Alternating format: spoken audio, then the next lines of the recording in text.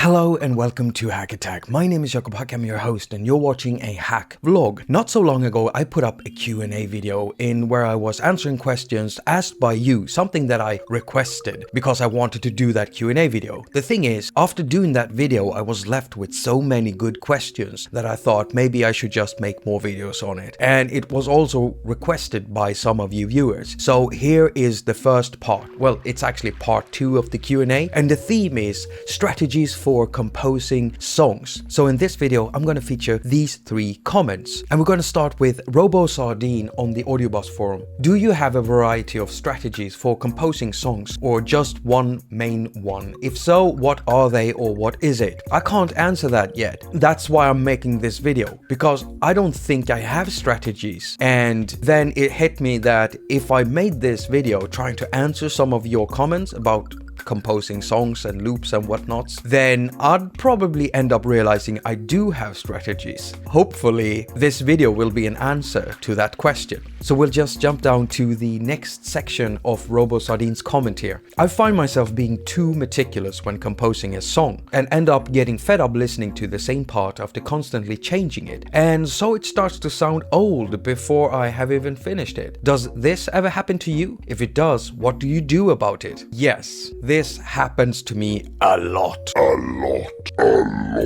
Every day. I am also too meticulous, and I've got this huge issue in where I'm trying to control everything. Big ego, a perfectionist, which is funny because my stuff is hardly perfect, but I'm always trying to make it as perfect as I can. Now, when I hit a problem like this, ending up listening to the same piece of music over and over again, just trying to EQ this and that, and not really going anywhere with the song, then I end up stopping. I stop working on it, so I can then focusing on doing something else. I am very careful not to hinder my creative flow. So if I'm doing something and I end up feeling depressed or not happy doing it, then I stop and I do something else. And all of this leads to the next segment of your question here, RoboSardine. What is more important? How much you enjoy your music or how much other people enjoy your music? Well, I think I've answered that. For me, it's most important that I enjoy my music, because if I don't, then I can't work, because I wouldn't care about it. And if I didn't care about it, then working on it would just feel very false to me and not honest. So it's just a bonus when other people enjoy my music. Let's jump to YouTube and Puvtone, I'll just say Partone 805, I hope it's okay I'm pronouncing your username like that, says, "Hey Jacob, hello, really appreciate and enjoy what you're doing. Thank you, it's my pleasure. My question, in your videos you're understandably trying out lots of different apps, but what are your go-to apps for getting down ideas and starting the creative process of making a track?" Okay, this one is easy. I start with Figure. If I have something in my head and I want to document it really quick, there's no app that does it quite like Figure does it. Figure is my main go-to app when I'm inspired and want to document it and recording something on the fly. And since the sounds in Figure are good and I like them, I can use them. My second main app is AudioShare because it allows me to record audio instantly, and it has an effect chain so that I can put in some effects and stuff if I have any ideas, and I use that mainly when recording vocals. I might sing into my phone and then document it like that. Now, the first go-to app when starting to produce a song, I mostly work with audio, then I use Cubase's. So exporting audio files, and then I go into Cubase's, I start arranging them and building the song there. But when I don't need to rely on audio, then Korg Gadget. So there are my main apps: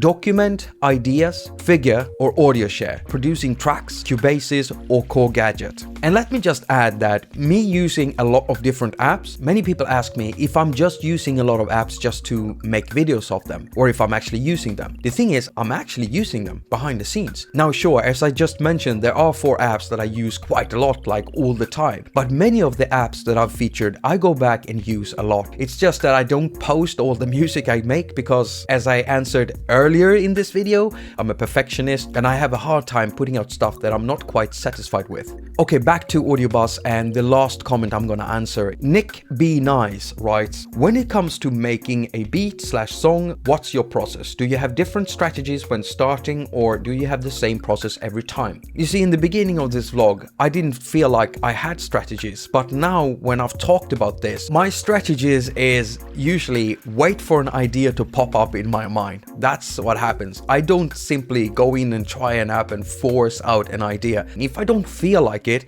won't work. That's the kind of person I am. For me, I have an idea. It's usually there, and then I keep on building on it. So the first point there, wait for an idea to pop up. What happens next, it all depends on if I'm gonna work with audio files. If I'm working with audio, then I use Cubases and I export all the stuff there. Even stuff I've made inside core-gadget, I'll just export and use it inside Cubases. And sometimes I just use Gadget. Like past months I've been working on drum and bass tracks, and core-gadget has suited me well for that because I only use short snippets of vocals that I cut up and do stuff with. And then Gadget is perfect when you have Abu Dhabi and Bilbao. That's basically my strategy. Okay, here's a bonus comment I'm gonna answer. Gavin W.I. Tour says, hi Jacob, I'm 34 and like to produce UK hardcore and trance type of music, but some people would say that I'm too old to be producing this kind of music and that it is for kids. So do you think age has anything to do with the style of music you produce/create? Should I be making more chilled out stuff? No.